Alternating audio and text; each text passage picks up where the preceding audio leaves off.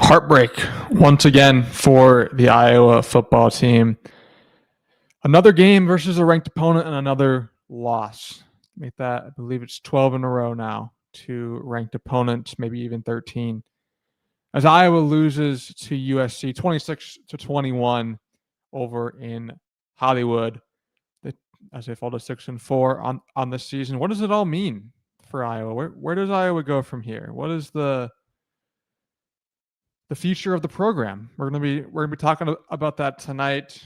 Talking about the USC game. This is Iowa Primetime Live, Iowa at the voice of college football. My name is Zach Honey. Thank you for joining us here tonight.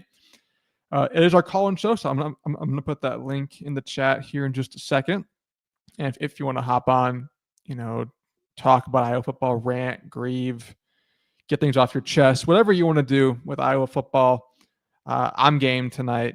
I don't have too much of a game plan for where we're going with this. We're just going to have a conversation about this Iowa football team, this Iowa football program, and what comes next. What comes next after yet another loss to a ranked team?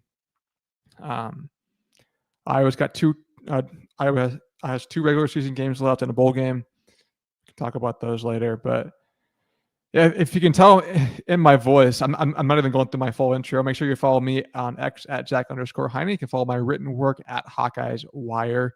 Make that your first stop shop for everything Iowa athletics. And of course, make sure you're following the voice of college football at the VOCFB. So we're getting into the college football playoff season here pretty soon. Conference championship games coming up in about a month. So there's a lot of fun things going on in the world of college football, and the voice of college football is your first stop for all of that awesome stuff. Iowa will not be playing in any conference championship games or in any college football playoff games after their 26-21 loss to USC. They're now 6-4 on the year. And gosh, what another game of what ifs for Iowa. I think if you asked me to describe this season in two words, it'd be what if. What if that tipped ball versus Iowa State isn't caught and they punt in the fourth quarter? What if Drew Stevens makes that field goal against Indiana, or they complete that, or Hank Brown completes that screen pass? What if Iowa doesn't have a safety on a bad punt or on a bad snap, like against Oregon, or they don't fumble in the red zone against the Ducks? And what if Iowa just got a bounce against USC? And what if the offense just didn't fall apart, or Caden Weeching got his foot just in bounds on that last drive? Iowa's lost 4 games this year by 15 points, all to ranked opponents. I mean, you're talking 3, maybe 4 plays. The ball bounces the other way. Iowa's sitting here at 8-2 right now, maybe even 9-1, and firmly in the college football playoff discussion. And instead, we're sitting here talking about a team that's 6-4, a team that just can't seem to finish games. And it's tough because you see how good this team is at times. You see the upside of this team, of this offense.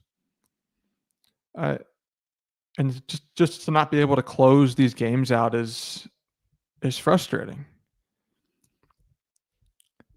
It sucks. It's a hard pill. It's a really hard pill to swallow. It's a really hard pill to swallow.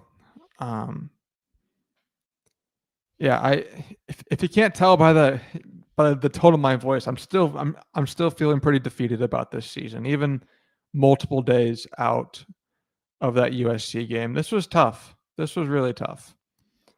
I'm not gonna spend any time previewing Michigan State.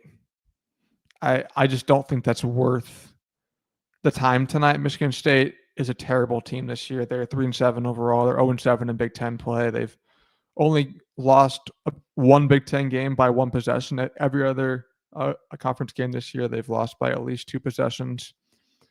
I mean, this team is terrible. If Iowa's team bus makes it to Kinnick Stadium on Saturday afternoon, they'll win that game by 2 possessions. So I just don't think it's worth previewing Michigan State This team is terrible. If Iowa loses to if Iowa loses to Michigan State, we're going to have a lot bigger questions to answer next week. But I don't think they're going to. Not on senior day. Not with revenge on the mind from last year in East Lansing. Michigan State sucks.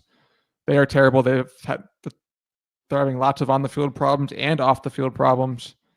And Iowa should just be able to take care of business. So I don't think it's worth previewing, the minute details and the minutia of, well, if Michigan State can do these 3 things, then maybe they can keep it one possession. I just don't think that's worth the time tonight. I'm more interested in a bigger picture conversation about this team and how are we going to perceive this season in 5 years, in 10 years. I think that's a really interesting conversation that we'll get into in a little bit. Let's talk a bit about the USC game first and some of the specifics there before we get into some big picture questions.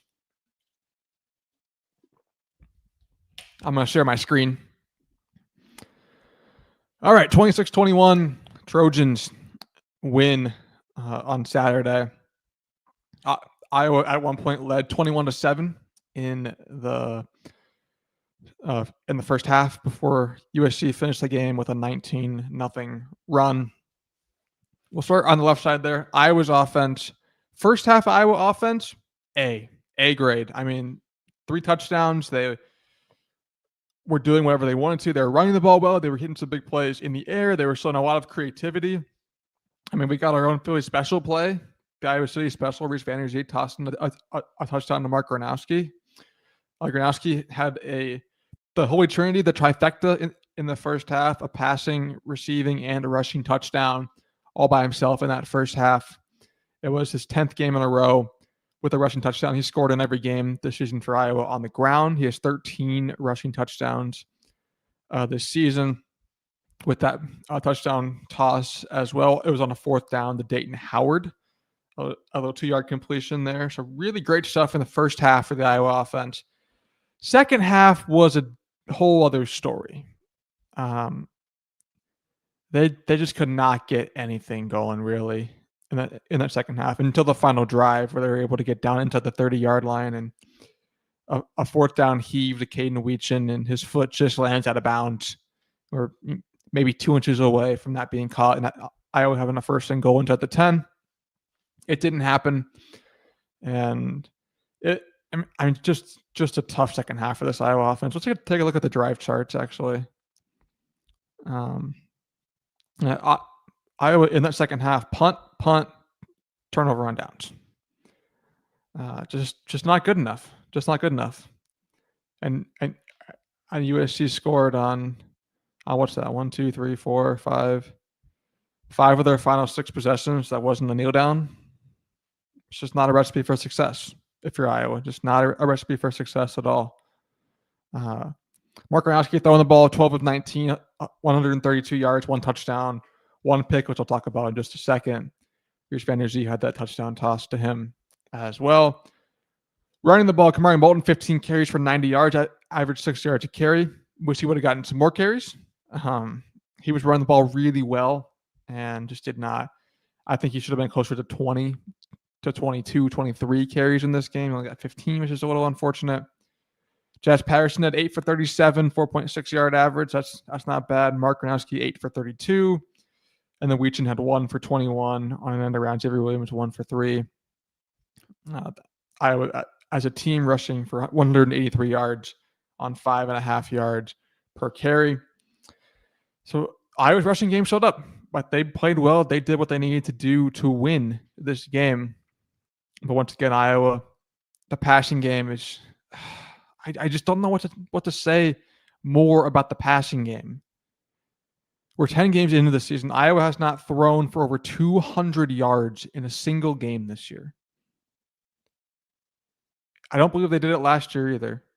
Maybe the one game against Illinois State, which was an FCS program. I don't think Iowa's thrown for over 200 yards versus an FBS program in a while, and even longer versus a Big Ten team.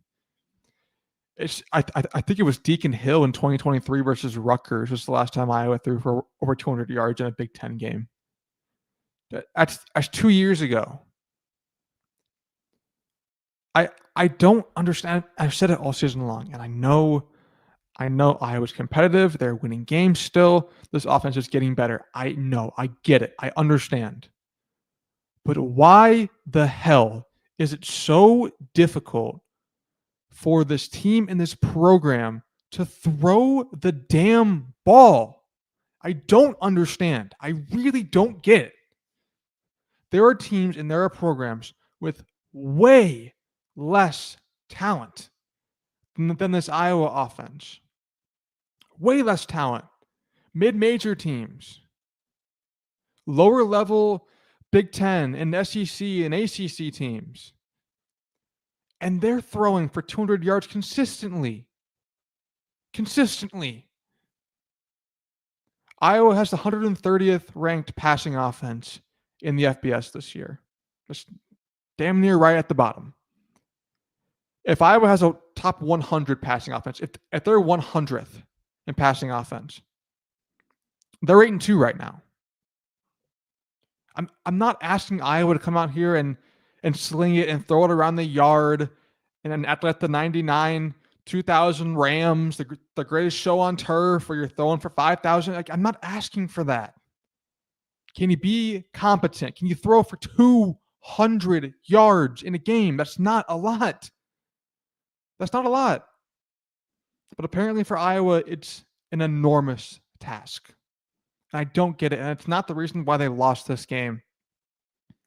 It's not all Mark Gronowski's fault. It's not all Tim Lester's fault. It's not all the receivers' fault. It's a conglomeration of everything. It's been going on for years. For years. 5 years, in fact, since Iowa's had an even semi-competent passing game. 200 yards. That's it. That's all I want. 200 yards. That should be about a bare minimum for a passing game.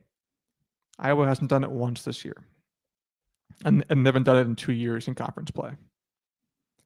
It's just not good enough. It's not good enough. And I don't know what has to change for that to get better. I know that a lot of people will say that Kirk Ferentz needs to be fired, and Iowa's offense is going to remain pretty archaic until that happens. I'm not on that. I'm not on that bus. I just don't get it. Because I've said it multiple times. Like, if you're a quarterback recruit, and I know Iowa just got a 4-star recruit, Trayden Bessinger, to commit.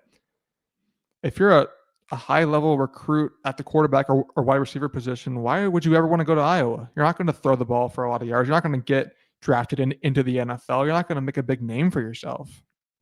It's just not how Iowa's wired. And it sucks. I don't get it. I don't understand. But I don't think anything's going to change with that anytime soon, unfortunately. I would love to be wrong, but Iowa's passing game just is not good enough. It's not good enough. And you can't beat good teams, really good teams, passing for 130 yards a game. You just cannot do it. You can't. It's not sustainable. There's a reason you've lost 12 games in a row to ranked opponents. Because you become so one-dimensional offensively. And this is probably the best Iowa offense in a couple of years. But they're still one-dimensional. They're still one-dimensional. And I just don't get what needs to change? What needs to change? Is it finding that next quarterback? Is it Tim Lester just needing to get, his guys in here? I know Mark Gronowski was one of his guys. The receiver, is it the game plan? Like, what? I don't know what it is, but Iowa needs to get with the program. Iowa needs to play closer football to what wins games in 2025. Yes, you need to be able to run the ball. I'm not saying Iowa should come out here with an air raid attack and throw 60 times a game. I'm not saying that. Iowa prides itself on the offensive line, on its running game. Yes, keep doing that. But you need to get with the rest of the college football and the football world when it comes to having a semi-competent passing game. Because if Iowa wants to get where it wants to get, which is a college football playoff, that is Iowa's goal. Don't get it twisted. A college football playoff appearance. Throwing for 140 yards a game will not get it done. It just won't. So until that changes, Iowa's not going to get, and they're not going to reach their ultimate goal. So there needs to be some serious soul searching going on with the Iowa passing game, because it's not good enough, and it hasn't been good enough for a while. And we'll see what happens next year with Mark Gronowski gone. Iowa got a couple big plays in the receiving game. DJ Vanami, 4 catches for 59 yards along a 32. He looks really good. I think DJ Vanami is going to be a really good tight end in this Iowa football program for a while. I really like how he's come on these last couple of weeks. One grab up for 44 yards for Jacob Gill was on that first drive. Really nice grab and catch and run for Jacob Gill. But that was all that got him involved. A big play here or there. Would have loved to see him get more involved consistently. Just hasn't happened. And then Weechin 3 for 19. Mark Gronowski 1 for 5 and a touchdown. Banerjee 1 for 4. I mean, just nothing else going in that receiving game for Iowa, as the offense just fizzled out in the second half. And this is a game that was right there for the taking for Iowa. It's right there on the road, rainy environment, and the offense just came up short. Could not put together 60 minutes of great football offensively. And then the defense kind of fell apart there in the second half as well.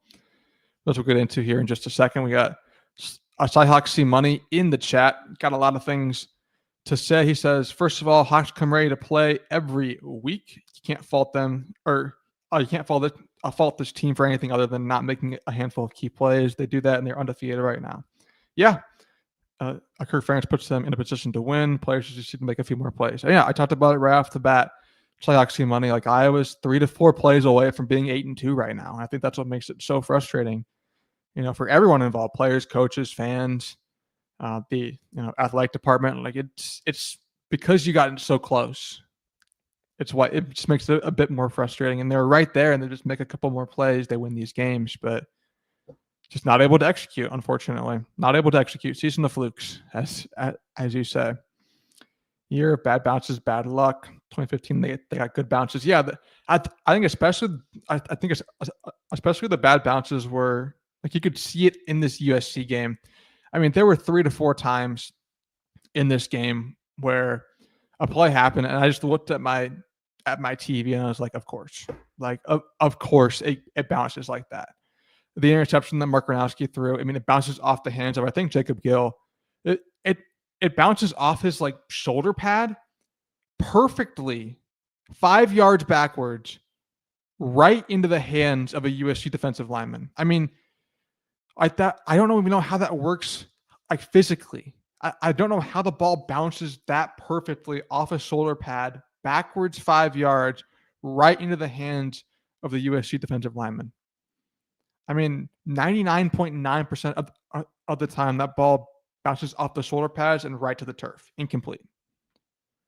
But of course, the one time it wants to bounce backwards, it falls right into a USC player's hands, and they score after that. Of course, it happens like that. The Caden Weechin almost catch on the sidelines, where his foot was just out of bounds. Of course, it's just out of bounds. The fumble, USC had a fumble on one of their second half drives. They were moving it into Iowa territory, and Xavier Wampa with a great play to punch it out. And there's 4 or 5 Hawkeyes there, and the ball hits the turf and bounces right backwards into the one USC player there, Micaiah Lemon. Like the one guy who could recover it for USC. If the ball bounces any other direction in that circle, it's Iowa ball. But of course, it bounces backwards right to Micaiah Lemon, who recovers it, and USC gets points on that drive. It's things like that where it's of course, that happens. Or the catches that USC was making. Micaiah Lemon was fantastic in that game, 10 grabs for 153 yards and a touchdown. And Jacoby Lane was good too, for 7 for 65. But just like all these plays, I was like, of course the ball bounces that way. Of course it doesn't go Iowa's way, and you lose that game, which sucks. I know a lot of people are talking about the officiating after this game, and the officiating was bad. Iowa didn't lose this game because of the officiating. Let me put that out there right away. But it was bad officiating. There are multiple missed calls on both teams, but there were 2 face masks on USC that were not called. I mean, obvious face mask. Kamari Moulton got his head turned multiple times, no call. Both in the second half, I believe, both which could have extended Iowa drives. And it didn't happen. They didn't get the call. Aaron Graves, I mean, he was getting absolutely mugged on Saturday. Absolutely mugged up front. I called out live at least 4, if not more, times where he was just blatantly held up the middle. I mean, blatantly held up the middle. Not one call. And those are game-changing plays. It's game-changing. Those penalties, like a 10-yard holding call is huge. It's big, no matter what down it is. And I don't get why they didn't call the holding. It was so obvious. Like the back judge, like, dude, it's your job. That's your job. You watch the offensive line and you watch for holding. That's all you do. It's so obvious. How do you miss that? I don't get it. I don't understand officiating in football. I've been on this tangent a lot. It is truly terrible. I don't understand how these guys keep, coming back week after week after week and making the same mistakes. Like I always say, if you're an accountant and you mess up someone's books, like they hire you and you get their books wrong, what happens? You get fired. If you're a chef and you're consistently making food that gets your customers sick, what happens? You're fired. If you're a football official and you consistently make bad calls that alter the outcome of games, what happens? You get your paycheck and you move on to your next assignment. Right? There's no accountability here. There's zero accountability for these officials. And they're just allowed to muck up the game, make game-changing calls or non-calls and just move on. And it sucks. I don't understand how so many officials just get let off the hook. It was bad. Iowa didn't lose the game because of it. But gosh, there were just a couple plays where it's like, man, if you call that holding, USC punts on a drive. And who knows, maybe Iowa wins the game. Like it's stupid. It's stupid. I don't want to talk too much more about it, but it was bad. It was bad in that game. So actually money, IKF is not the OC. Lester calls the plays. He does. And I've said, I would love to see Tim Lester open up the playbook a bit more through the air going forward. And we'll see if it can happen. CJ Beathard was drafted. So was Nate Stanley. He was a 7th round pick as well of the Vikings. He didn't really play in the NFL, but he was drafted. He was obviously the last Iowa quarterback to be drafted. The Boise State transfer QB, yeah, they're bringing him in. Hank Brown can spin it. We'll see how he looks if he gets the chance with not thrown into the game versus a top 5 team and a chance to win. Like he was thrown in a terrible spot versus Indiana. I would love to see what Hank Brown can do when he's given some time to work with the game plan and with a fresh slate. Hecklinski is a gamer. I've also liked what I've seen from Jeremy Hecklinski. But can these guys elevate Iowa's passing game? We'll see. Well, I would love to be wrong, but I'm not so sure about that. There are physics instructors that study these bounces and how they defy all laws of physics. Yeah, I would love to see. We'd love to see that from them. I mean, just a couple things where it's just like, of course, the ball bounced that way versus USC. Refs ended the game. So actually, Money says, yeah, they were bad. They were bad, and nothing too much more to say about that. Unfortunately, refs are bad. Iowa loses again to a ranked team. their college football playoff hopes officially dashed. And they've got 2 games left in the regular season this Saturday, Senior Day versus Michigan State. Next Friday, Black Friday versus Nebraska, and then a bowl game, and we'll see what happens from there. We're going to take a quick break here. And when I come back, I'm going to go big picture with the Iowa football program. Where does this program go next? What are we looking at going into 2026 and beyond with this Iowa football team, this Iowa football program, with all these ranked losses in a row? We're going to give a little State of the Union address for the Iowa football program right after this. You can make a difference here at the Voice of College Football. Use the Amazon link.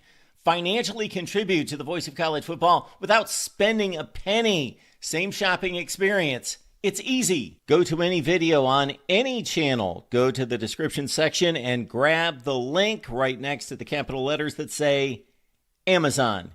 Use that link and Amazon will instantaneously convert to your account, settings, history, everything intact, just like whatever link you use right now. No difference. Pay no attention to the product that you see right there. Just go search what you want. Don't forget the Amazon link. Thank you for your support. Sincerely, the Voice of College Football. And thank you to Mark Rogers for that message. You are watching Iowa at the Voice of College Football, Iowa Primetime Live. It is a call-in show, so I'm going to throw that link to call in here in the chat if you want to hop on, talk about Iowa football, this game versus USC, the program going forward, whatever you want to talk about. I'm game, but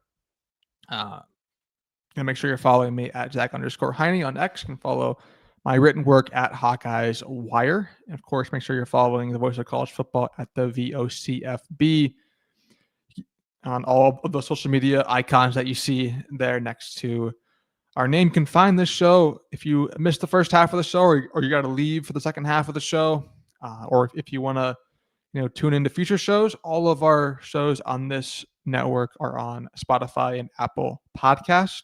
So it's usually about hour and a half, 2 hours after the show's over. It'll pop up there for you to listen to. So if you missed the first half, or you got to run to the second half of the show, make sure you tune in there. It's also archived on our YouTube page if you want to check it out. Iowa at the Voice of College Football. State of the Union address for Iowa football. We are 10 games in to the regular season. There's only 2 games left this year. But we kind of have a good idea about this Iowa football team, what they are, how most likely how they're going to finish the rest of this year, give or take a win here, win there. But we've got an idea about where Iowa is right now. So let's talk about it. State of the Union address. Iowa football going forward into 2026. And I talked about this last week a little bit with T. Hink and Kelvin Fisher, who hopped on with me. I'm a little worried about the roster next year. Mark Gronowski gone. 3 offensive linemen gone. A couple receivers gone. Your entire starting defensive line is going to be gone. A few starting linebackers, TJ Hall, Xavier Wampa, all moving on. And that's not even counting any transfers that may decide to leave the program in a few weeks here. So I mean, I'm worried about Iowa next year, but just overall as a program,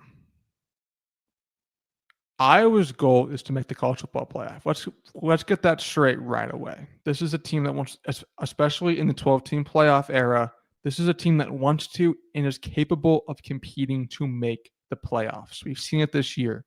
They are a couple plays away from being 8-2 and right in the race. But they will not reach that goal if things don't change. And I went on a rant about the passing offense earlier. And yes, that needs to change. But I need to see a ranked win before I like before I can get really serious into talks about postseason play. That is a huge monkey on Iowa's back right now. It's 12 losses in a row, I believe. Might even be 13 if I have my math wrong, to ranked opponents. They haven't beaten a ranked team in 4 years. And unless Nebraska, backs their way into a top 25 spot next week, or Iowa gets a bowl game versus a top 25 team, that streak will continue another year into 2026.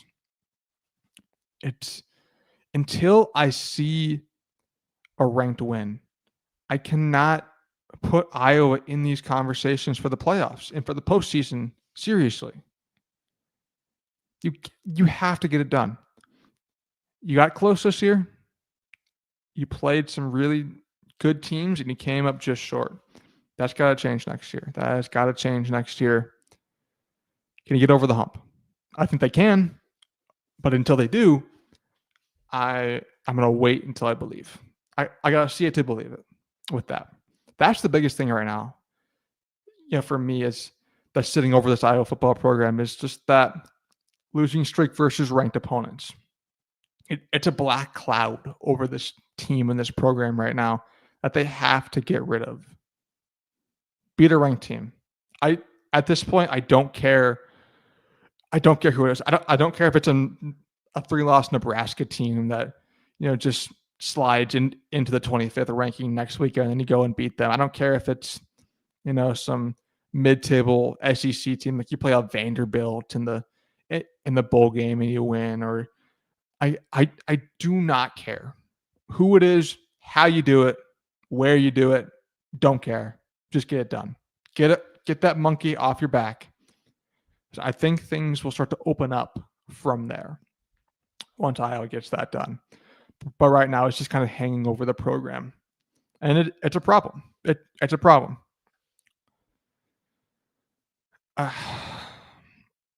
Can Iowa continue to progress offensively? Because I think we all feel pretty decent about Iowa's defense. I mean, if there was ever a year to have some concerns about this defense heading into the season, it was this year.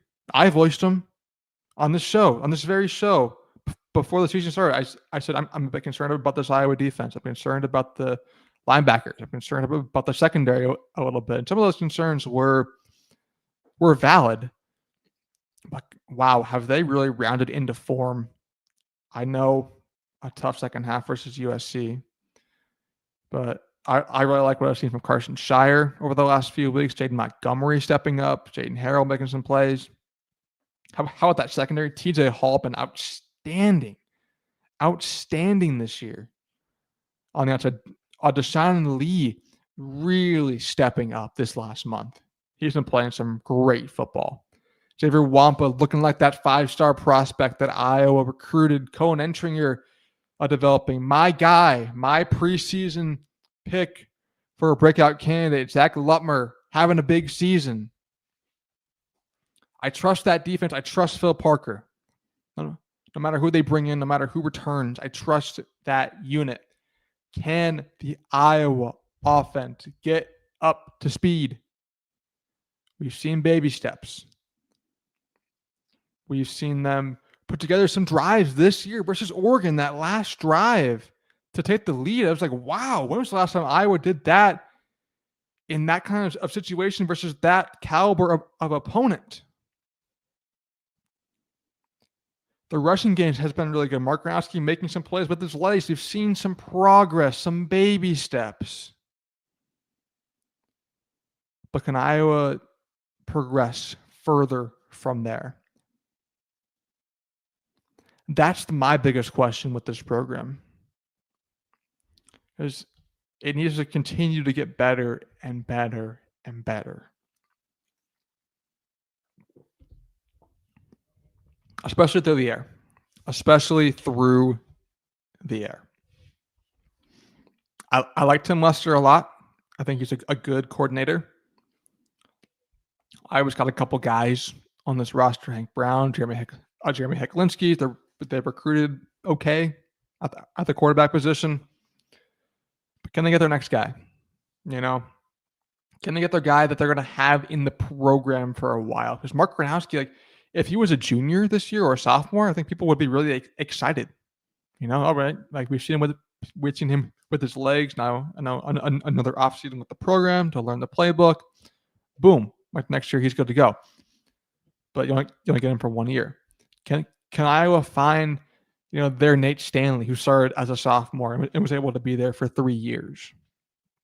Can they find their CJ Beathard, who played there for 2 years? The Ricky Stanzi.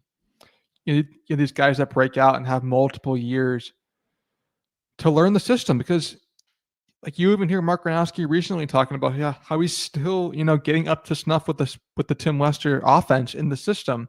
It takes some time. So I mean, can you find your guy? Is it Jeremy Hecklinski? Is it Hank Brown? Is it someone else? That's gonna be big. And the receivers, can Iowa's wide receivers get more involved? Can they make some plays? Can Iowa scheme them open? That's a big thing too. At the passing game, I think the scheme is super vanilla at times. Like, you have some playmakers outside of Caden Weetson who have done a good job of getting the ball to him, but you have other playmakers with some speed who can do some stuff. Give them the ball. Ultimately, like, you hear the old saying, X's and O's, not Jimmy's and Joe's. Iowa's got to be able to scheme up some plays to get their guys open, because they don't have the most high caliber, athletic talent at the wide receiver room. They don't have the, they don't have the Ohio State wide receivers or the Alabama wide receivers, but or the USC wide receivers. So you have to win with scheme. Like, you can't just say, all right, I'm gonna, Jeremiah Smith's down there somewhere. Just throw it up to him, and that's my guy. He's gonna make a play. Like, I always got to be able to scheme, to scheme these guys open, and then have the quarterback that can make the play, make the throws. How often? I mean, it's every game this year. There's 2 to 3 throws from Mark Gronowski that he just misses. Like, wide open receiver, the ball's in the dirt, 3 yards in front of them. You got to make those throws. You got to eliminate those mistakes. This is an Iowa offense that is not built to play from behind. They're not built to play from behind the sticks or behind the chains. They need to be working ahead. They need to be working in 2nd and 4, 2nd and 5, not 2nd and 9, 2nd and 10. And, your quarterback making those throws is a huge part of that. And so, like, with this program, it comes down to that. Like, it comes down. I don't like putting it in such simplistic terms, or laying it all on the feet of one person. But Iowa's defense is good enough to compete, to make the playoff. The special teams, bit up and down this year. Some bad snaps. Punting hasn't been great. Some missed kicks. But overall, I trust the track record of LeVar Woods to get that unit good to go. It comes down to the offense. What are you going to do? Can you take the next step? Tim Lester, can you get your guy in there? Can you get this, like, the quarterback up to snuff in the scheme quicker? Can you get the ball in the hands of your playmakers? Can you keep running the ball? Yes, but be more explosive through the air. If that can happen, Iowa is a team that can make some noise nationally. If not, if this is the Iowa offense for the next 3 to 4 years, then I hope they enjoy winning eight games a season, because that's all they're going to be at. There has to continue to be growth with this offense, with this scheme, with this system under Tim Lester. If there is, awesome. If not, I fear we're going to be having the same conversation at this time next year. So actually, Iowa will compete with Michigan, Washington, Penn State, and Nebraska next year with a new quarterback. Ohio State, Oregon, and Indiana will likely sit at the top. Yeah, those 3 programs, along with maybe a USC now, kind of separating themselves from the pack in the Big Ten this year and going forward. But yeah, can Iowa be right in that second, tier of teams with the Michigan, with the Washington, with the Penn States, the Nebraskas of the world, the Illinois of the world. I think they can.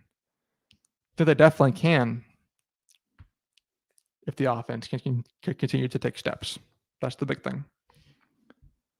Iowa recruiting well, 2 top 10 linebackers, 4-star offensive line and quarterback, and a wide receiver. Yeah, Iowa, doing some good stuff on the recruiting trail under Kirk Ferentz. They've done a pretty good job of that the last, 20 years, for the most part. But again, quarterback, wide receivers, scheme. Can you get the passing game going? That's what matters. As Saxy Money says, what makes Oregon, USC, Indiana, and Ohio State elite? They have a quarterback that can make the throws. The makeable plus several elite throws. Yes, 100%. And that's why Iowa is where they're at right now, because they don't have that quarterback, and they haven't had that quarterback in a long, long time. And can you get up to that level? Not like, your quarterback's going to win a Heisman Trophy kind of level, but can they be consistent? Can they pass for 200 yards in a game? I mean, I'm not asking for a lot here, guys. I'm not asking for a lot. Just can you get the passing game up to a more modern day level? And if you can, I think Iowa's going to be in a really good spot. If they can't, we're going to be sitting here. We're going to be sitting here having these conversations again for the next couple of years. The program is in a better spot right now than it was a year ago. 100%. The offense has taken steps. They're actually competing with ranked teams now. They're not just getting blown out. It's getting better. And Kirk Ferentz, is still a guy that is adored by his team, is adored by his players. He's going to get the best out of them.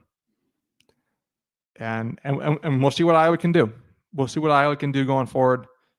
I'm cautiously optimistic, but for me, the passing game has got to take another step in this Tim Lester offense. If they can do that, I think you feel pretty good. It won't change this year, though. Iowa 6-4 with all 4 losses coming to ranked opponents by a combined 15 points. It's been that kind of season with those kind of breaks for Iowa. Not a lot of luck going their way, but they'll have a chance. To get back on the winning track this weekend versus a terrible, awful, no good Michigan State team that is probably going to fire its head coach here in a few weeks. This should be a nice day. Come out on senior day in front of a sunny Kinnick Stadium and a fired up home crowd. Beat the brakes off of Michigan State. Get some guys in there who don't usually play. Some seniors for their last home game. Just kind of have a nice afternoon of football against a bad team. That's what I'm hoping for. My prediction: Iowa wins 35-13. This Michigan State team is awful. They're starting potentially a 3rd-string quarterback in this game. They're terrible. Iowa should blow them out this weekend, and I think that they will. Iowa 35, Michigan State 13. My final score prediction. So I actually might need a quarterback to not be injured during spring ball this year. Yeah, that'd be really nice. If Mark Gronowski was healthy all spring, maybe things are a bit different for sure. That's going to about wrap it up for me here on Iowa Primetime Live. Thank you for, tuning in here and for, walking through me as I rant and rave about some stuff. And Iowa still with 2 regular season games left. We'll be back next Thursday to break down. Well, next Thursday is actually Thanksgiving, so never mind. We're not going to be back next Thursday because it's a holiday, and I'm going to enjoy my time with family. I hope all of you enjoy your time with family and friends next Thursday on Thanksgiving. We'll see. Maybe I might do the show Wednesday night. Maybe we'll plan on that. We'll plan for Wednesday night for now. Might end up just moving it completely to 2 weeks from now and just do a full regular season breakdown after the Nebraska game. We'll see. Keep an eye out. If you don't see a show on Wednesday, it'll just be 2 weeks from now. We'll do a full regular season breakdown. But Enjoy your Thanksgiving. Thank you, Saxy Money. Happy Thanksgiving to you as well. Enjoy your holiday. Enjoy your Iowa football this weekend, because even when they frustrate me, even when